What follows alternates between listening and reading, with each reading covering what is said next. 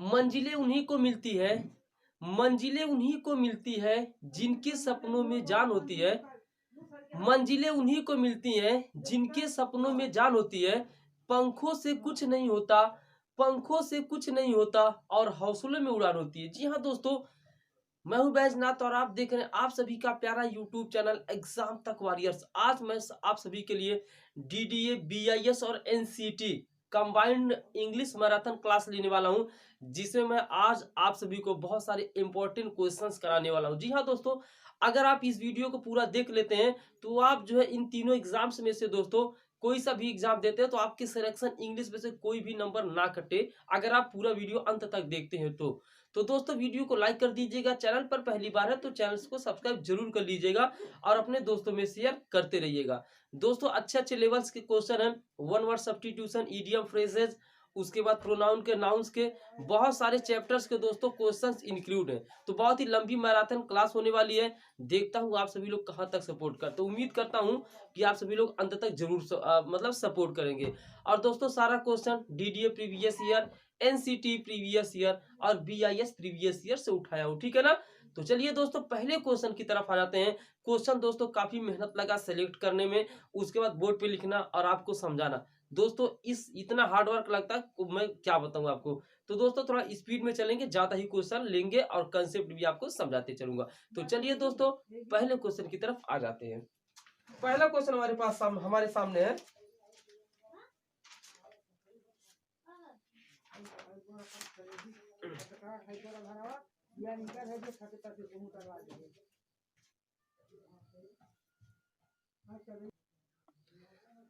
चलिए दोस्तों पहला क्वेश्चन आराम से दोस्तों क्वेश्चंस को देखने वाले। क्या रहा है, a person who is self centred, एक ऐसा व्यक्ति जो सेल्फ सेंटर्ड है उसको क्या बोला जाता है। मैसोचिस्ट। ऑप्शन यहाँ पे सारे ऑप्शन दे रखे हैं, ठीक है दोस्तों। कह रहा है जो पर्सन सेल्फ सेंटर होता है उसको क्या बोला जाता है। फटाफट आंसर दीजिए। अगर आप सारे क्वेश्चन को आज कर लेते हैं ना तो कहीं ना कहीं आपके सिलेक्शन के चांसेस दोस्तों हैं। तो अगर इसके राइट आंसर की बात करते हैं, ए person who is self centre, तो इसका राइट आंसर आएगा दोस्तों इगोइस्ट। ये इगोइस्ट हो जाएगा, अर्थात ऑप्शन नंबर डी के साथ हम जाने वाले। इसका मतलब क्या होता है, इसका मतलब होता है दोस्तों स्वार्थी या अहंकारी। क्या होता है दोस्तों, स्वार्थी या अहंकारी। यानी कि जो सेल्फ जो है सेंटर्ड होता है, मतलब जो खुद का चाहता है दोस्तों और दूसरों का भला नहीं चाहता, खुद का भला चाहता, वो अहंकार से भरा रहता है। तो यहाँ पे जो भी सेल्फ सेंटर रहता है ना, तो उसको यहाँ पे देखिए सेल्फ सेंटर्ड, सेल्फ, यस से सेल्फ, यस से सेल्फ पढ़ रहा है ना, और यस से स्वार्थी पढ़ रहा है। तो सेल्फ सेंटर मतलब हो जाएगा दोस्तों यहाँ इगोइस्ट, अर्थात ऑप्शन ए के, ऑप्शन डी के साथ जाने वाले हैं। अब आप सोच रहे होंगे सर इसका इसका और इसका मीनिंग बता दे तो बेहतर होगा। तो यहाँ पे जो यहाँ पे किसी भी, इसका अर्थ होता है मैसोचिस्ट का अर्थ होता है कि कोई आदमी दोस्तों अगर दुख में है, पीड़ा में है, अगर उसको देखकर आपको खुशी होती है ना, तो ऐसे ये व्यक्ति कहलाते हैं, ठीक है ना। यानी कि दूसरों के दुख को देखकर खुश होने वाले मैसोचिस्ट कहलाते हैं, ठीक है ना। बात करेंगे नैसिस्ट यानी कि इसका नैरेसिस्ट का, ठीक है ना, NARC, हाँ यही है। इसका मतलब है खुद को गुड़ी मानना। इसका मतलब ये होता है दोस्तों, नैरेसिस्ट का मतलब खुद को गुड़ी मानना। जैसे मान लीजिए आप पढ़ा रहे हैं ना, वैसे तो बहुत सारे लोग पढ़ाते हैं, खुद को गुड़ी मानना मतलब सोचे मैं बहुत अच्छा पढ़ाता हूँ, ये इसका मीनिंग होता है। और इसी सेंटाइल का मतलब होता है दोस्तों असामान्य, अजाब, अजीब, जो सनकी व्यक्ति होता है, किसी का बात नहीं मतलब खुद का सुनता है, ठीक है ना। तो यहाँ पे इसका अर्थ यही होता है, जिसका अर्थ होता है सनकी। सारे ऑप्शन को दोस्तों हम देखते हुए चलेंगे, ठीक है ना। Next question, a principle or standard by which anything is or can be judged, ठीक है ना। ए प्रिंसिपल, प्रिंसिपल मतलब होता है दोस्तों यहाँ सिद्धांत वाला प्रिंसिपल है, और ये प्रिंसिपल जो प्रधानाध्यापक वाला होता है वो ये होता है, ठीक है ना। इस बात को थोड़ा सा समझ लीजिए। यहाँ पे सिद्धांत की बात करेंगे, स्टैंडर्ड जो है कि बेहतरीन होता है, बाय विच एनीथिंग आज इज आर कैन बी जजेड, तो इसका आंसर हो जाएगा कॉपीराइट होगा, या एपिटोम होगा, या क्रिटेरियन होगा, या मैनिफेस्टो। तो यहाँ पे राइट आंसर की अगर हम बात करते हैं दोस्तों, तो राइट आंसर सी के साथ हम जाने वाले हैं, ठीक है ना। किसके साथ जाने वाले हैं दोस्तों, सी के साथ जाने वाले हैं। ध्यान से समझिएगा, मीनिंग इसका क्या होता है, चीजों को हम बताने वाले। इसका मतलब होता है ऐसा सिद्धांत या पैमाना, ऐसा सिद्धांत या पैमाना मतलब आप मान लीजिए कॉपी चेक करने गए बोर्ड के, आप किसी भी चीज का कॉपी चेक कर रहे हैं तो आप अपने सिद्धांत पे खरे उतर, यानी कि आप 100% अच्छा काम कर रहे हैं, ठीक है ना। तो उसी को हम बोलते हैं दोस्तों a principle or standard by which anything is can be जज, यानी कि जो सिद्धांतों पर खरा उतरे तो उसको यही बोलते हैं, ठीक है ना। अब बात करें कॉपीराइट का। कॉपीराइट को मतलब आप जानते हैं ना, मतलब बहुत सारे लोग क्या करते हैं, किसी भी चीज को जो है यूट्यूब पे यार की बहुत सारे सोशल मीडिया है छापते हैं लेकर, तो कॉपीराइट के तहत आता है, ठीक है। ये चीज जान के एपिटोम का अर्थ होता है दोस्तों नमूना, इसका अर्थ क्या होता है डियर, नमूना। तो दोस्तों मीनिंग थोड़ा समझते रहिए। एपिटोम का अर्थ क्या होता है, नमूना, ठीक है ना। और मैनिफेस्टो का अर्थ होता है, आप देखते होंगे मैनिफेस्टो होता है, मतलब बहुत सारी जब पार्टियां जो है चुनाव लड़ती है ना, तो क्या करते हैं, अपना मैनिफेस्टो जारी करती हैं। और मैनिफेस्टो का मतलब होता है दोस्तों लिखित विवरण, क्या होता है डियर, लिखित विवरण कहलाता है मैनिफेस्टो का मतलब, ठीक है ना। चलिए क्वेश्चन 3 की तरफ आया, यानी कि राइट आंसर एपी, इसका जो है फिलहाल के राइट आंसर सी हो जाएगा, ठीक है ना। अगला कह रहा an extract from a book of writing, ठीक है ना। An extract from a book of writing, यहाँ पे इसका मतलब है पुस्तक से लिया गया उदाहरण, ठीक है ना। जैसे मान लीजिए कोई भी बुक है, ठीक है ना, कोई भी ऐसा आप नहीं समझ पा रहे हैं कि पुस्तक से लिया गया, नहीं समझ पा रहे हैं। मान लीजिए कोई मूवी है, जो कि मूवी है मतलब 2 घंटे की मूवी है, ठीक है ना। और 2 घंटे की मूवी को जो है काट के जो है 20 मिनट में रखा गया, कितने मिनट में, 20 मिनट में रखा गया है। तो इसी को बोलते हैं an extract from a book of writing, यानी कि कोई किताब है ना, पूरे किताब, तो किताब का हिस्सा, मतलब जैसे मान लीजिए 100 पेज है, 100 पेज में से 5 पेज ले लिया, 10 पेज ले लिया, 20 पेज ले लिया, उसका कुछ हिस्सा दोस्तों, तो उसको हम क्या बोलते हैं, रिव्यू बोलते हैं, फुट नोट बोलते हैं, प्रीफेस बोलते हैं, एक्सक्रिप्ट बोलते हैं। चीजों को समझ लीजिएगा। तो यहाँ पे राइट आंसर दोस्तों हम जाएंगे एक्सक्रिप्ट के साथ, किसके साथ, राइट आंसर डी के साथ जाएंगे, ठीक है ना। इसका मतलब होता है दोस्तों जो मैंने बताया है, किसी मान लीजिए कोई पार्ट है बुक का, ठीक है ना, और वहां से कुछ पेज को ले लिया गया, उसके कुछ स्टोरी को ले लिया गया, उसी को हम ये चीज बोलते हैं, ठीक है ना। अब आगे हम चारों ऑप्शन की बात करें। रिव्यू, रिव्यू मतलब होता है आप जानते हैं पुनः या परीक्षण, आप लोगों ने देखा मैच के दौरान जो है रिव्यू लिया जाता है, दोबारा जो है जांचा जाता है चीजों को, आउट है या नहीं आउट है, तो रिव्यू बोला जाता है, ठीक है ना। फुट नोट की बात करेंगे, आप लोग देखे होंगे पुस्तक के, मतलब पुस्तक जब स्टार्ट आप करते हैं ना, तो कुछ इसका मतलब फुट नोट की बात, मुद्रित नोट समझ, इसका जो हिंदी होता है वो होता है डियर मुद्रित नोट, ठीक है ना। आप लोग देखे होंगे कहीं कहीं बुक जब खोलते होंगे तो नोट लिखा रहता है, तो वही है। और प्रीफेस, प्रीफेस का मतलब होता है दोस्तों, यहाँ पे प्रीफेस का मतलब होता है प्रस्तावना। प्रीफेस का मतलब क्या होता है, प्रस्तावना। क्या होता है डियर, प्रस्तावना। आप सभी लोग देखे होंगे किताब की स्टार्टिंग में ही लिखा रहता है प्रस्तावना, आप लोग इस चीज को जानते होंगे। चलिए दोस्तों अगले क्वेश्चन की तरफ आ जाते हैं। दोस्तों अगर आप वीडियो को आज अंत तक देखते हैं ना, तो सिलेक्शन से आपको कोई नहीं रोक सकता है, क्योंकि दोस्तों काफी जो है बेहतरीन लेवल के क्वेश्चंस मैं अपने यूट्यूब चैनल पे आज करा रहा हूँ। तो देखता हूँ कौन कौन से स्टूडेंट जो लास्ट तक टिक रहा है फिलहाल में आज के लिए।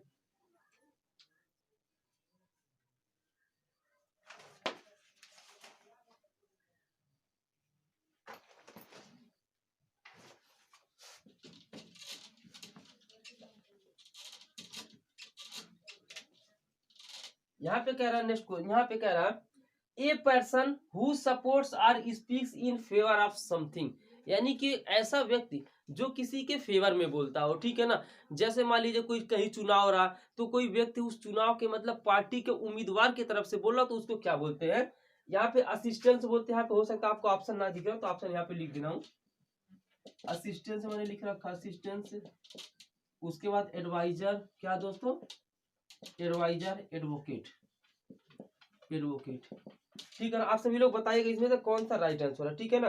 तो यहाँ पे जो है ऑप्शन नंबर डी के साथ यहाँ पे जाएंगे, यानी कि सी के साथ फिलहाल के लिए एडवोकेट हो जाएगा। क्या हो जाएगा डियर, एडवोकेट हो जाएगा। एडवोकेट का मतलब क्या होता है दोस्तों, वकालत करना का प्रयोग उचित होगा, इसका मतलब होता है वकालत करना, ठीक है ना। एडवाइजर मतलब क्या होता है, सलाहकार, क्या होता है डियर, सलाहकार। और असिस्टेंट मतलब होता है सहायक, ठीक है ना। असिस्टेंट का मतलब होता है दोस्तों सहायक। ये सारी चीजें आप समझ रहे होंगे। चलिए आते हैं नेक्स्ट क्वेश्चन की तरफ, देखते हैं अगला सवाल क्या कह रहा है। तो दोस्तों इधर मैं क्वेश्चन को लिख दे रहा हूँ, ठीक है ना, और ताकि आपको दिक्कत ना हो, और ज्यादा समय लिखूंगा फिर समझाऊंगा तो ज्यादा समय लगेगा, इसलिए क्वेश्चन मैं लिख दे रहा हूँ, फिर मैं आप सभी को समझा रहा हूँ, ठीक है ना, ताकि किसी भी तरह का कोई भी प्रॉब्लम आपको ना आए, ना ही मुझे आए, ठीक है ना। वैसे मुझे हो जाए, बस आपको प्रॉब्लम नहीं आनी चाहिए, ठीक है ना। क्या रहा अगला question, one living on vegetables, यानी कि जो है ऑन लिविंग ऑन वेजिटेबल्स, जी हाँ यही दोस्तों, यानी कि जो है यहाँ पे जो साग सब्जियों का सेवन करता हो, जो किसका सेवन करता हो, साग सब्जियों का सेवन करता हो, अर्थात जो मीट वगैरह नहीं खाता हो, ठीक है ना, मीट मछली ये सब चीजें जो है मांसाहारी अर्थात नहीं है, जो साग सब्जी जो शाकाहारी है तो उसको क्या बोलते हैं, हर्बीवोर बोलते हैं, कार्निवोर, बारबेरियन या वेजिटेरियन। तो दोस्तों देखिए वेजिटेबल मतलब होता है सब्जी, वेजिटेबल मतलब होता है सब्जी, तो कहीं ना कहीं यहाँ पे वेजिटेरियन के साथ जाने वाले हैं, अर्थात यहाँ पर option number D is right answer. Okay चलिए ठीक है।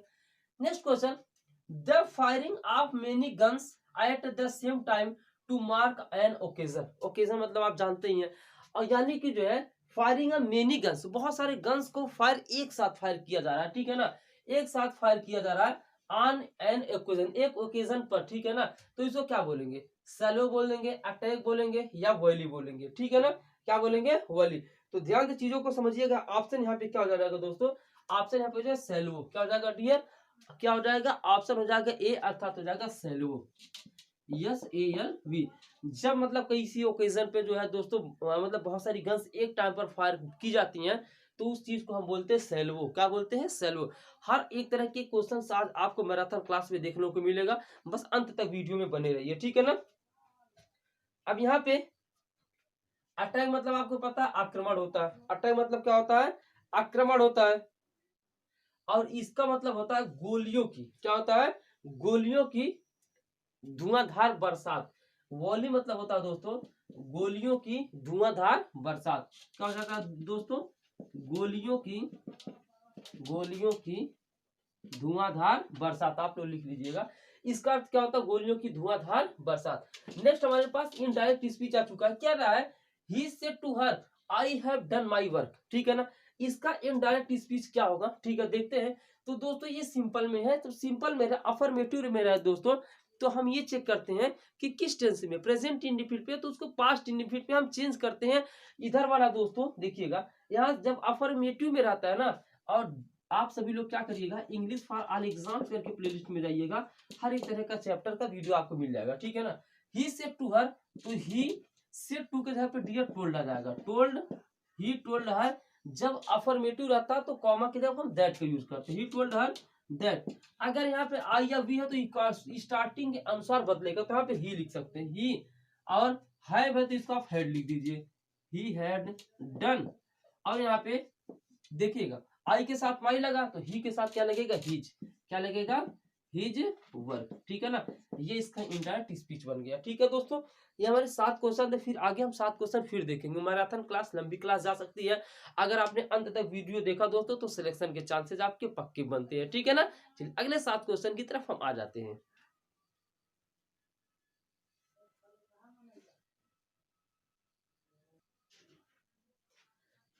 चलिए दोस्तों आज के हम अगले 7 क्वेश्चन की तरफ आ जाते हैं, ध्यान से देखिएगा दोस्तों, समझिएगा, ठीक है ना।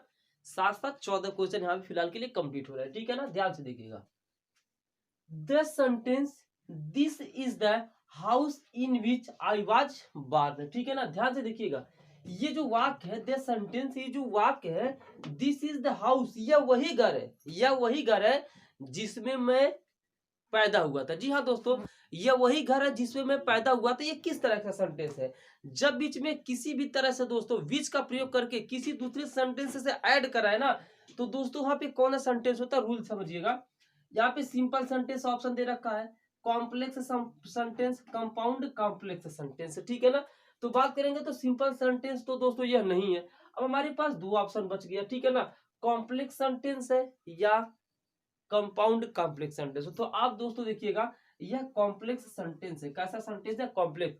जब दोस्तों कोई भी वर्ड, कोई भी सेंटेंस ना किसी तरीके से विच से जोड़ा जाए तो कॉम्प्लेक्स सेंटेंस होता है, ठीक है ना। वैसे ये रूल मैं ट्रिक से बता रहा हूँ दोस्तों, ट्रिक 100% फॉलो नहीं करती है, लेकिन मैं आपको समझाने का प्रयास कर रहा हूँ, ठीक है ना। 100% में मतलब ये नहीं बता रहा हूँ कि आप याद ही कर लो, लेकिन जैसे जब इस तरह सेंटेंस में यह वही घर है जिसमें मैं पैदा हुआ था, ठीक है ना, यह वही किताब है जिसको मैं पहले पढ़ता था, यह वही मार्कर है जिससे मैं पहले पढ़ाता था, ठीक है ना। वैसे काफी पुराना दिख रहा है, तो इस तरह के सेंटेंस जब आए ना तो दोस्तों उसको हम बोलते हैं कॉम्प्लेक्स सेंटेंस। अब समझ में आ गया होगा, ठीक है ना। अगले क्वेश्चन की तरफ आ जाते हैं, नेक्स्ट क्वेश्चन की बात कर रहे हैं, क्या रहा है, एक सेकंड दोस्तों, मैं इसको मिटा ताकि जगह हमको मिल जाए समझाने के लिए, ठीक है ना। दोस्तों काफी मेहनत किया जा रहा है आपके लिए, और अच्छे जो है क्वेश्चंस अच्छे लेवल के लास्ट में बताइएगा। अगर आप देखिए जय हिंद दोस्तों लिखना ही लिखना है, ठीक है ना। कमेंट बॉक्स में इतना जय हिंद तो फुल होना चाहिए मैराथन क्लास के दिन। क्या रहा है, which of the following word is a preposition, ध्यान से समझिएगा। Which of the following word is a preposition, last अपना स्कोर दोस्तों प्लीज रिक्वेस्ट है जरूर बताएगा। जितना भी क्वेश्चन आप करेंगे, आप मान लीजिए 20 क्वेश्चन देखे तो बताइएगा कि 20 में से आपका कितना राइट हुआ। तो कौन सा वर्ड इसमें से प्रीपोजिशन, बियॉन्ड है, एंड है, येट है, या फिर नाउ है। दोस्तों सबसे पहले आप ये देखिए, एंड मतलब क्या होता है दोस्तों, एंड का मतलब होता है और, ये हर एक स्टूडेंट को पता है, ऐसा कोई भी नहीं होगा जिसको एंड का अर्थ फिलहाल के लिए ना पता हो, ठीक है ना। तो यहाँ पे एंड मतलब होता है और, येट माने तो या येट माने क्या होता है, नाउ मतलब होता है अब, ठीक है ना। येट माने क्या होता है, फिर भी होता है, क्या होता है दोस्तों, फिर भी होता है। तो ये आप देखिए यहाँ पे बियॉन्ड का, चूंकि प्रीपोजिशन यहाँ पे क्या है, बियॉन्ड, इसका राइट आंसर दोस्तों हो जाता है बियॉन्ड। क्या हो जाएगा, बियॉन्ड हो जाएगा। लेकिन आप कमेंट बॉक्स में आंसर दीजिएगा कि एंड, एट और नाउ ये क्या है, ठीक है ना। ये तो प्रीपोजिशन होंगे, ये तीनों क्या है, कमेंट बॉक्स में रिप्लाई दीजिएगा। देखते कौन सा स्टूडेंट पहले आंसर देते हैं, ठीक है ना। नेक्स्ट, बियॉन्ड का मतलब होता है दोस्तों परे, कि बियॉन्ड का मतलब होता है परे। अगला है, which of the following word is word in an adverb, यहाँ पे इज रहेगा दोस्तों, क्या रहेगा, इज एन एडवर्ब, इज रहेगा। कौन सा वर्ड इसमें से दोस्तों एक एडवर्ब है, एपेस, फेस, मिक या फिर फरी, ठीक है ना। फेस मतलब आप सभी को पता है दोस्तों चेहरा होता है, क्या होता है, चेहरा, कोई दिक्कत नहीं है। मिक मतलब होता है शांत या विनम्र, मिक MEEK, मिक का जो अर्थ होता है दोस्तों वो होता है शांत या विनम्र, ठीक है ना। बात करेंगे फरी, फरी का जो है यहाँ पे फरी मतलब होता है अत्यधिक गुस्सा, किसी को आ जाए अत्यधिक गुस्सा आ जाती है, जब क्या आ जाती है दोस्तों, अत्यधिक गुस्सा। जब किसी को अत्यधिक गुस्सा आ जाए ना तो उसको बोलते हैं फरी, क्या बोलते हैं, फरी बोलते हैं। तो हमारे पास बचा एपेस, क्या बचा दोस्तों, एपेस होता है तेज गति से, एपेस का मतलब होता है तेज गति से, क्या होता है दोस्तों, तेज गति से। और एपेस यहाँ पे क्या है दोस्तों, यहाँ पे राइट आंसर है एडवर्ब, यहाँ पे दोस्तों है एपेस, क्या हो जाएगा दोस्तों, एपेस यहाँ पे एक एडवर्ब है, ठीक है ना। चीजें क्लियर करते हुए दोस्तों चल रहा हूँ, ठीक है ना। अगला question, my son and my daughter are very fond of dash dash herself, each other, themselves, himself. यहाँ पे राइट आंसर क्या हो जाएगा, यानी कि मेरे जो बेटे हैं ना और जो मेरी क्या है डॉटर है, आर वेरी फॉन्ड ऑफ, एक दूसरे को क्या करते हैं, बहुत ज्यादा लाइक करते हैं। अब यहाँ पे देखिए दोस्तों, यहाँ पे तीन लोगों की बात आ गई, माई मतलब मैं खुद कह रहा हूँ, मेरा बेटा और डॉटर है, तीन लोगों की बात आ गई ना। तो जब इस तरीके से दोस्तों दो से अधिक लोगों की बात हो, ठीक है ना, क्या हो डियर, जब कभी भी दो से अधिक लोगों की बात हो तो वहां पर हम क्या यूज कर देते हैं, वहां पर हम यूज करते हैं ईच अदर, क्या यूज करते हैं, वहां पर ईच अदर यूज करते हैं, ठीक है ना। कमेंट बॉक्स में आप लोग बताते रहिए कि आपका कितना स्कोर हो रहा है, और बताइए क्लास कैसा ले रहा है, मतलब वो भी बताइएगा, ठीक है ना। तो यहाँ पे दोस्तों क्या हो जाएगा, ईच अदर के साथ हम दोस्तों यहाँ पे जाने वाले हैं, ठीक है ना। चलिए नेक्स्ट क्वेश्चन की तरफ हम आ जाते हैं।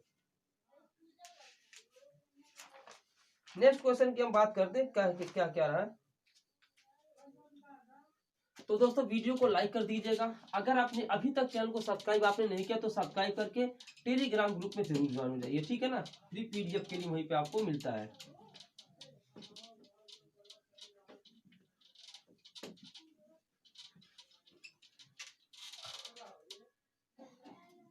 मिटाने में थोड़ा सा दोस्तों टाइम लग रहा है, ठीक है ना, परेशान मत रहिए। चलिए मैं समय आपका नुकसान नहीं कर रहा हूँ क्योंकि क्वेश्चन मैं पहले ही लिख दे रहा हूँ, ठीक है ना। नेक्स्ट की तरफ हम आ जाते हैं। अगला क्वेश्चन हमारा कह रहा है, The ministers are responsible dash dash the CM of their state for their work। इसमें टू आवर्स आएगा या ऑफ आएगा या टू आएगा, यहाँ पे फॉर आएगा।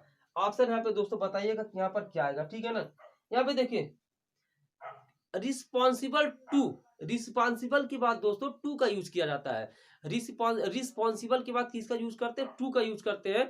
यानी कि यहाँ पे रिस्पॉन्सिबल का टू आवर्स मतलब होता है की ओर, आप मतलब का कीजिए, फॉर माने के लिए। तो यहाँ पे किसका यूज करेंगे, option number B is right answer, option number B is right answer दोस्तों। रिस्पॉन्सिबल, रिस्पॉन्सिबल मतलब होता है रिस्पॉन्सिबल टू, यानी कि किसी के प्रति दोस्तों क्या होती है, जिम्मेदारी होती है। कोई मतलब रिस्पॉन्सिबल, आप कोई रिस्पॉन्सिबल पर्सन है ना, किसी व्यक्ति के प्रति आप जिम्मेदारी उठा रहे हो तो रिस्पॉन्सिबल पर्सन आप कहलाएंगे।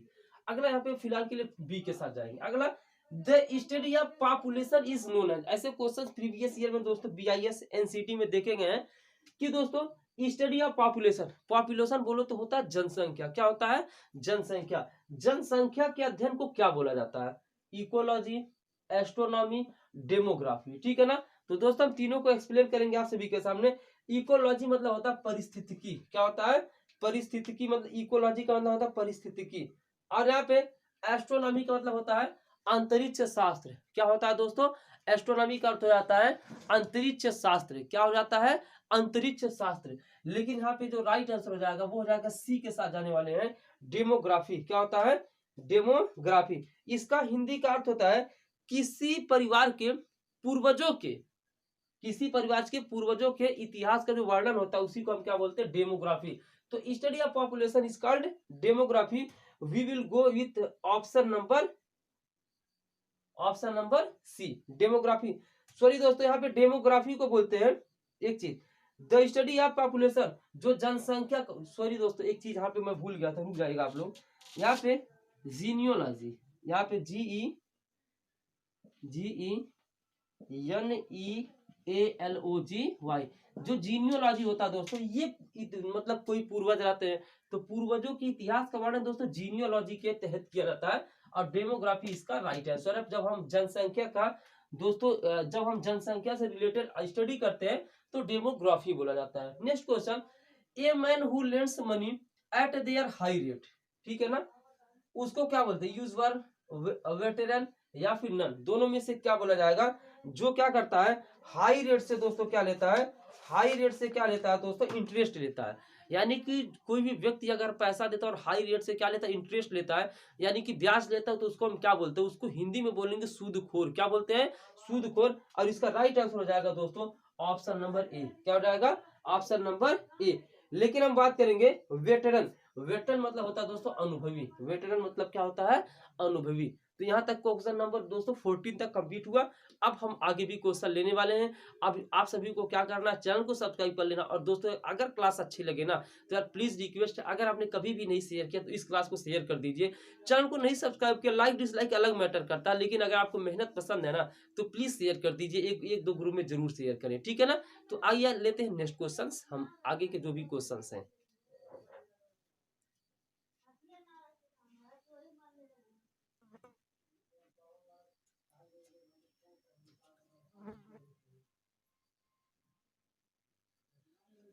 चलिए दोस्तों ध्यान से देखिएगा, antonym, synonym, fill in the blanks, noun, pronoun कुछ भी नहीं छोड़ने वाला हूं दोस्तों। अगर आप पूरा वीडियो देख लेते हैं तो आपको आइडिया लग जाएगा कि आपके DDA BIS में इसी तरह के इंग्लिश के क्वेश्चन पूछे जाएंगे और आपको अंदाजा लग जाएगा दोस्तों क्वेश्चन इससे बाहर नहीं जाने वाला। पूरा वीडियो देख लीजिएगा दोस्तों, मैं दावे के साथ कर रहा हूं दोस्तों पैटर्न यही रहेगा। इससे अधिक या टफ या मीडियम लेवल हो सकता है हल्का फुल्का, लेकिन दोस्तों जो पढ़ा रहा हूँ बस उतना देख लीजिए एक बार, ठीक है ना। और आप बताइएगा लास्ट में कितना स्कोर आपका हुआ, ये जरूर कमेंट करिएगा दोस्तों, ठीक है ना।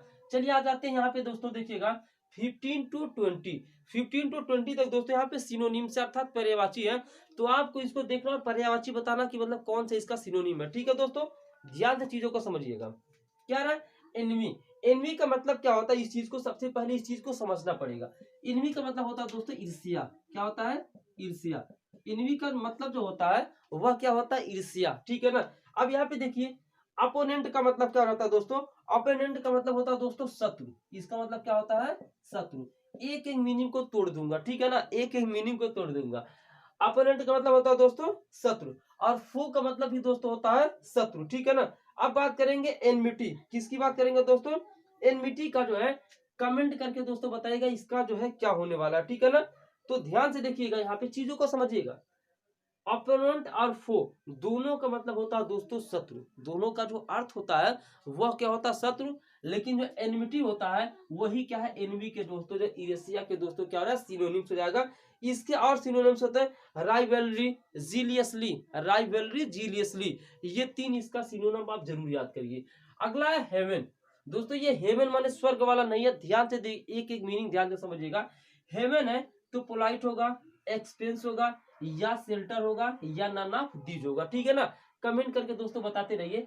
पोलाइट, एक्सपेंस या शेल्टर या नन। हेवन का अगर हम मतलब देखें दोस्तों, हेवन का मतलब होता है सुरक्षित स्थल। क्या होता है? सुरक्षित स्थल। हेवन का जो दोस्तों मतलब हो जाता है वो क्या हो जाता है? एक सेकंड दोस्तों,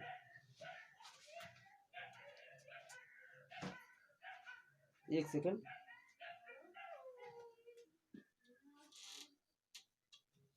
चलिए ठीक है। हेवन का जो मतलब होता है दोस्तों वो जाता है सुरक्षित स्थल। क्या हो जाता है डियर? सुरक्षित स्थल। अब यहाँ पे पोलाइट मतलब आप जानते हैं शांत व्यक्ति, ठीक है ना। एक्सपेंस मतलब होता है खर्चा। शेल्टर, अब देखिए शेल्टर मतलब क्या होता है ना, यही इसका जो है राइट आंसर हो जाता है शेल्टर, यानी कि यहाँ पे सुरक्षित स्थल हो जाएगा। तो हेवन का हेवन के जाएंगे शेल्टर के साथ। और रिफ्यूज और प्रोटेक्शन, दो और मीनिंग इसके हैं दोस्तों। एक है रिफ्यूज, REFUGE, क्या है? REFUGE, refuge. और क्या हो जाएगा? एक हो जाएगा प्रोटेक्शन, PROTECTION। ठीक है दोस्तों, ये मीनिंग आप सभी लोग याद कर लीजिएगा। एक क्या हो जाएगा? रिफ्यूज, REFUGE, और एक हो जाएगा डियर प्रोटेक्शन। क्या हो जाएगा? प्रोटेक्शन। ये दो आप याद कर लीजिएगा। नेक्स्ट की बात करते हैं, इसको थोड़ा सा साफ करें ना, ताकि थोड़ा लिखने लायक हो जाए। तो बस थोड़ा 2 मिनट लगेगा दोस्तों। देखिए दोस्तों, काफी स्पीड में अच्छे से क्वेश्चन चल रहे हैं दोस्तों। बस आपको इस वीडियो को देखने की जरूरत है, पूरा वीडियो को देखना है, ठीक है ना। ऐसा अगर आप करते हैं कि आधे अधूरे में छोड़ते हैं ना, तो फिर कहीं ना कहीं आप अपना नुकसान कर बैठेंगे, ठीक है ना। तो आधे अधूरे में ना छोड़े, पूरा वीडियो देखें और अंत में अपना इसको जरूर बताएं।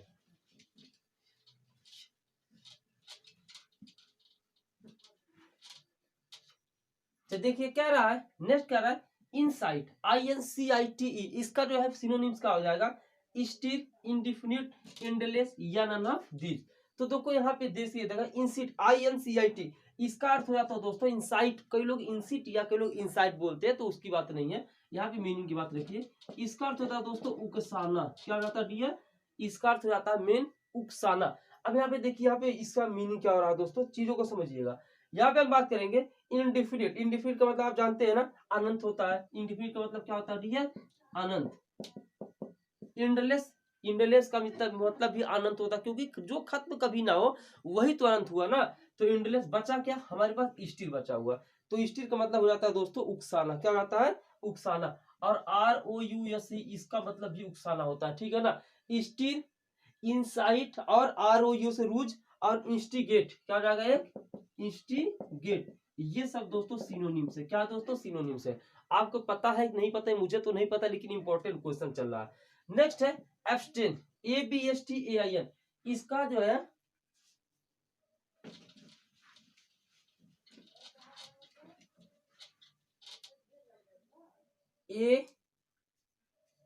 ABSTAIN, इसका मतलब क्या होता है? सबसे पहले आप इसका मतलब दोस्तों समझ लीजिए। एब्स्टेन का मतलब, एब्स्टेन का मतलब होता है दोस्तों बचना। क्या हो जाता है दोस्तों? बचना। एब्स्टेन का मतलब जो होता है वह हो जाता है डियर बचना। तो बचना क्या? गिव अप मतलब होता है तो त्याग देना। लीव मतलब होता है दोस्तों छोड़ना। तो एवॉइड, यही तो हम एवॉइड करते हैं, किसी चीज को हम एवॉइड करते हैं ना। तो दोस्तों एवॉइड मतलब होता है बचना, और एब्स्टेन मतलब ही होता है बचना। और इसके और भी क्या सिनोनिम्स होता है वे देख लेते हैं। रिफ्रेन, REFRAIN, एक तो आपसे सामने ये हो जाएगा, क्या हो जाएगा? रिफ्रेन। एक हो जाएगा स्केप, ESCAPE, और एक हो जाएगा एवॉइड। ये तीनों मीनिंग दोस्तों काफी हेल्पफुल साबित हो सकता है आपके एग्जाम में, ठीक है दोस्तों। नेक्स्ट की तरफ आते हैं। Correct, confess, CONFE। सबसे पहले इसका मतलब हम समझते हैं। इसका मतलब होता है दोस्तों स्वीकारना, किसी चीज को एक्सेप्ट करना। क्या होता है? किसी चीज को एक्सेप्ट करना, तो हम बोलते हैं कन्फेक्स। अब देखिए यहाँ पे क्या हो जाता है, कैच मैंने पकड़ना, तो यहाँ पे तो कैच का तो कोई मतलब ही नहीं हो रहा, ठीक है ना। यहाँ पे सीज मतलब भी पकड़ना ही होता है, ठीक है ना दोस्तों। सीज मतलब भी पकड़ना ही होता है, ठीक है ना। क्या होता है? सीज मतलब भी पकड़ना ही होता है, ठीक है ना, कोई दिक्कत नहीं है। अब एडमिट बचा, तो एडमिट मतलब वही चीज होता है, यानी कि स्वीकारना मतलब होता है। एडमिट मतलब भी दोस्तों क्या होता है? स्वीकारना। तो ये सब चीजें आप सभी लोग क्लियर करते होंगे जरूर। नेक्स्ट कन्फ्लिक्ट का बताइएगा, कन्फ्लिक्ट का। तब तक मैं बोर्ड को क्लीन कर रहा हूँ। बोर्ड को सैनिटाइज किया जा रहा है, ठीक है ना। क्या किया जा रहा है? बोर्ड को सैनिटाइज किया जा रहा है। चलिए वीडियो को लाइक कर दीजिए अगर आपने अभी तक लाइक नहीं किया, या तो लाइक करिए या तो डिसलाइक करिए। अगर मेहनत पसंद नहीं है तो भाई डिसलाइक कर दीजिए, ये आपके ऊपर डिपेंड है। पसंद है तो यार एक बार लाइक करके जो है मुझे थोड़ा सा हौसला जरूर दें कि हाँ सर मेरे लिए मेहनत कर रहे हैं, तो फिर हमारा फर्ज बनता है हम भी कुछ करें।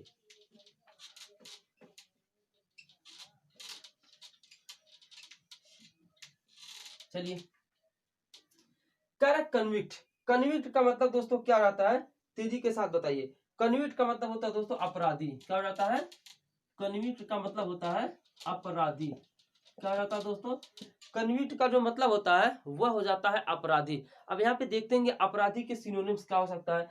तो यहाँ पे साफ दिख रहा है क्रिमिनल। क्या दिख रहा है, क्रिमिनल। ये तो लग रहा तुरंत ही पकड़वा देगा।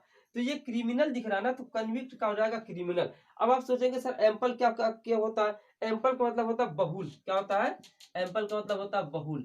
यानी कि जहां पे जैसा बहुलता रहे, क्या रहे, बहुलता रहे, ठीक है ना, एनफ रहे, काफी रहे या अधिक बोल सकते हो इसको। और कैप्टिव, कैप्टिव का मतलब भी दोस्तों आप सभी लोग कमेंट करके बताइए कैप्टिव का मतलब क्या होता है। कैप्टिव का मतलब अपराधी होता है। क्या होता है, अपराधी। यानी कि यहाँ पे दोस्तों जो राइट आंसर हो जाएगा कैप्टिव और क्रिमिनल, ये दोनों आंसर हो जाएगा, ठीक है ना। कैप्टिव और क्रिमिनल ये राइट आंसर दोनों हो जाएंगे, ठीक है ना। चलिए हम आते हैं नेक्स्ट क्वेश्चन की तरफ। ध्यान से देखिएगा, error, spot the error. Error के क्वेश्चन दोस्तों आपके एग्जाम में डेफिनेटली आएंगे, 1 2 4 क्वेश्चन आएंगे, लेकिन आएंगे जरूर। तो एरर वाले क्वेश्चन काफी इंपॉर्टेंट होता है, उसकी तरफ हम दोस्तों बढ़ते हैं, ठीक है ना। और आप सभी को प्यार तो मतलब करते हैं, अच्छी बात है, थोड़ा चैनल को सब्सक्राइब शेयर वगैरह ये सब किया करो, ठीक है ना, अच्छा लगता है। कह रहा है बीइंग वेरी लेट मनोज, ये है ए, ठीक है ना। कुड नॉट रिटर्न बैक, ये है B. From Meerut last night, और ये है डी, नो इधर। तो आप सभी लोग बताइएगा इसमें क्या चीजें मतलब क्या पॉसिबल हो सकता है, क्या है इसमें। तो दोस्तों तो देखिए, बीइंग वेरी लेट मनोज यानी कि बहुत लेट होते हुए मनोज, ये राइट है। कुड नॉट रिटर्न बैक, देखिएगा दोस्तों यहाँ पे ये रिटर्न बैक, ठीक है ना, या तो रिटर्न आएगा या तो बैक आएगा, दोनों एक साथ नहीं आता दोस्तों, ठीक है ना। कम बैक आपने देखा होगा, लेकिन रिटर्न बैक आपने नहीं देखा होगा। तो कहीं ना कहीं ये रिटर्न बैक जो है ना यही गलत है। यहाँ पे दोस्तों कम बैक हो सकता है, रिटर्न बैक नहीं रहेगा, अर्थात ऑप्शन नंबर बी में दोस्तों क्या है, एरर है। ऑप्शन नंबर बी में दोस्तों क्या एरर है। अच्छा क्वेश्चन था, ठीक है ना। चीजों को स्पॉट देना में अगर आपको बेसिक चीजें पता है तो आप उस चीज को कैच कर सकते हैं कि यहाँ पे गलत हो रहा है। लेकिन जब नहीं पता रहेगा तो फिर आप क्या करेंगे, फिर सोचेंगे अरे ये सर तो हमें पता ही नहीं है। अगला क्वेश्चन देखते हैं। Ahmad was proud for his achievement, ध्यान से देखिएगा। Ahmad was proud for, Ahmad proud था किसके लिए, हिज अचीवमेंट। अचीवमेंट मतलब होता है उपलब्धि, और अचीवमेंट्स मतलब होता है उपलब्धियों, ठीक है ना, उपलब्धियों। In the field of sports, यहाँ पे नो इधर, यहाँ पे बताइएगा कि राइट आंसर दोस्तों क्या हो जाएगा, ठीक है ना। यहाँ पे देखिए एक चीज समझिएगा, अहमद वाज प्राउड फॉर, दोस्तों देखिए यहाँ पे ऑप्शन नंबर यानी कि ए में क्या है दोस्तों, पार्ट ए में एरर है। किसमें, पार्ट ए में एरर है। पार्ट ए में एरर क्यों है, इसका रीजन देखिए, नहीं तो फिर आप सोचेंगे सर आपने बताया ही नहीं। प्राउड के बाद फार का यूज नहीं करते हैं। प्राउड के बाद दोस्तों हम किसका यूज करते हैं, आपका यूज करते हैं। किसका यूज करते हैं, आपका। प्राउड के बाद फार नहीं रहेगा, प्राउड ऑफ रहेगा। क्या रहेगा डियर, प्राउड ऑफ रहेगा, अर्थात यहाँ पे हमारे किसमें पार्ट में मिस्टेक है, प्राउड फॉर, ए में मिस्टेक है, किसमें है, ए में, ठीक है ना। Next question, he is a honourable man, ध्यान से देखिएगा, वह एक सम्मानजनक व्यक्ति है। तो ऑनरेबल, बेशक यहाँ एच लगा हुआ है, आप लोग शुरू में पढ़े होंगे ए ई आई ओ यू, ये रहे। अगर ए ई आई ओ यू रखा हुआ है, लिखा हुआ है, तो ये सबके सब क्या करते हैं, यहाँ पे हम एन का यूज करते हैं, रूल आप सभी को पता है। लेकिन अगर कभी भी ऑनरेबल, देखिए आ से निकल रहा आवाज ना, जैसे लग रहा है ए यूज हम कर, ऑनरेबल, तो दोस्तों यहाँ पे एन रहने वाला है। तो इस बी पार्ट में क्या है, एरर है। बी पार्ट में क्या है दोस्तों, एरर है। यहाँ पे पार्ट नंबर बी में क्या है, एरर है, ठीक है। नेक्स्ट क्वेश्चन कह रहा है, यहाँ पे फिलअप करना है। I prefer chess dash dash है कैरम, यानी कि मैं जो है चेस, आई प्रेफर चेस, मैं चेस को प्रेफर करता हूँ किसके, कैरम के। तो यहाँ पे देन लगेगा, टू लगेगा, फार लगेगा, फ्रॉम लगेगा। यहाँ पे आप सभी लोग बताइएगा, कमेंट करके बताइएगा। तो यहाँ पे दोस्तों यहाँ पे टू रहेगा, क्या रहेगा, to. I prefer chess to carrom, ठीक है ना। ऑप्शन हम फिलहाल के लिए बी के साथ जाने वाले हैं, ठीक है ना। क्वेश्चन नंबर हमारे कितने हो गए दोस्तों, 24, ठीक है ना। क्लास अभी भी आगे जाएगी। अब बस आप सभी से मैं बार बार रिक्वेस्ट कर रहा हूँ, वीडियो को लाइक या डिसलाइक कर दीजिए, ठीक है ना। क्योंकि काफी मेहनत किया जाए, गला भी बैठ रहा, आप सभी के लिए मैराथन क्लास है, ठीक है ना। अब देखिए मैराथन क्लास कहाँ तक जाती है, ये आपके ऊपर डिपेंड करता है कितना आप सपोर्ट करते हैं, ठीक है ना। चलिए देखते हैं कहाँ तक पहुंचते हैं हम लोग, और भी क्वेश्चन करेंगे, और डेफिनेटली एग्जाम में आपका ऐसा ही क्वेश्चन फंसे, उम्मीद ऐसे ही करता हूँ।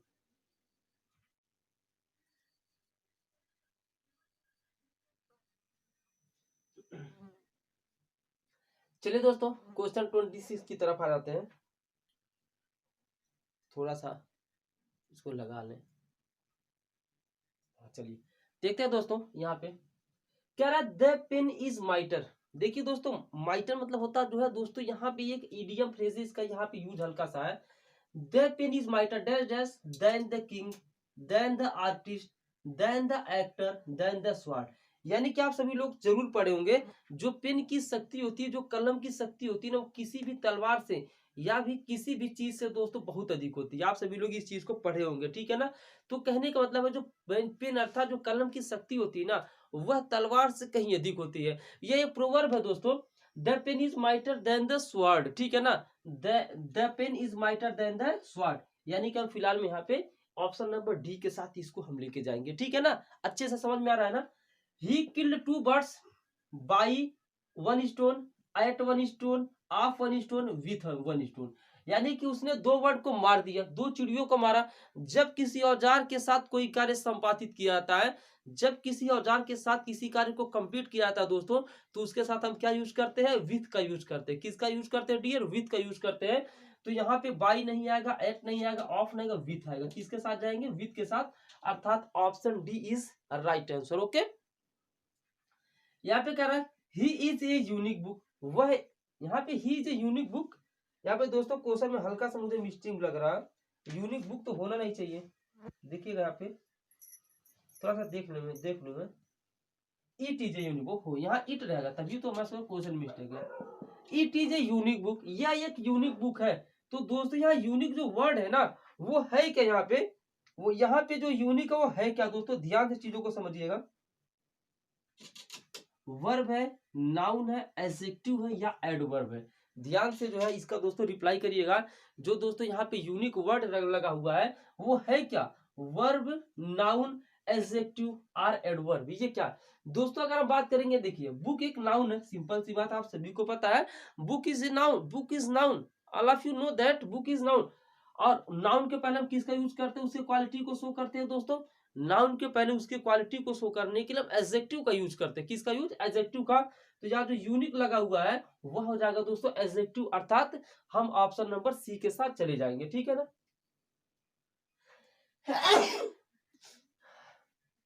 किसके साथ जाएंगे दोस्तों, ऑप्शन नंबर सी के साथ फिलहाल के लिए दोस्तों हम चले जाते हैं, ठीक है ना।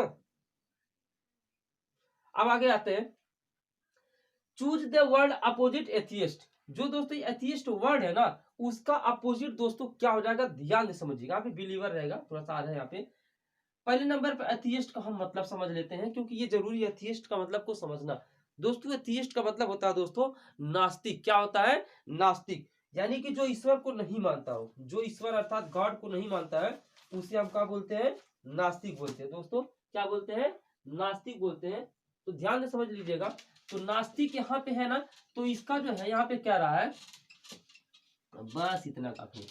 तो यहाँ पे नास्तिक का यहाँ पे क्या हो जाएगा, अपोजिट, रेशियोनलिस्ट हो जाएगा, थियोलॉजिस्ट, बिलीवर्स, यहाँ पे रिचुअलिस्ट। यहाँ पे चारों ऑप्शन आप सभी के सामने दोस्तों रखे हुए हैं, फटाफट इसका आंसर दीजिए, ठीक है ना।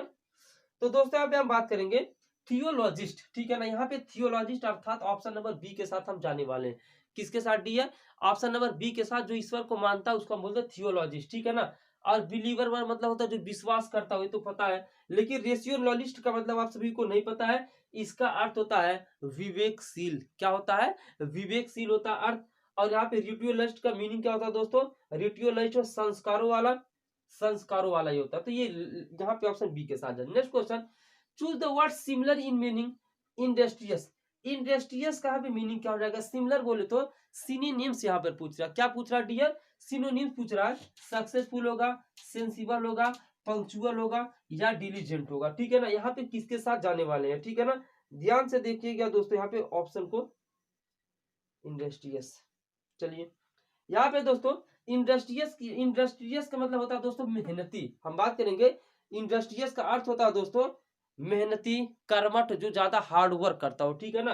तो यहाँ पे ये डिलीजेंट मतलब होता है मेहनती, सक्सेसफुल मतलब सफलता, पंक्चुअल जो हर काम टाइम से करे, सेंसिबल तो आप जानते ही है। सेंसिबल का मीनिंग आप लोग कमेंट करिएगा दोस्तों क्या होता है।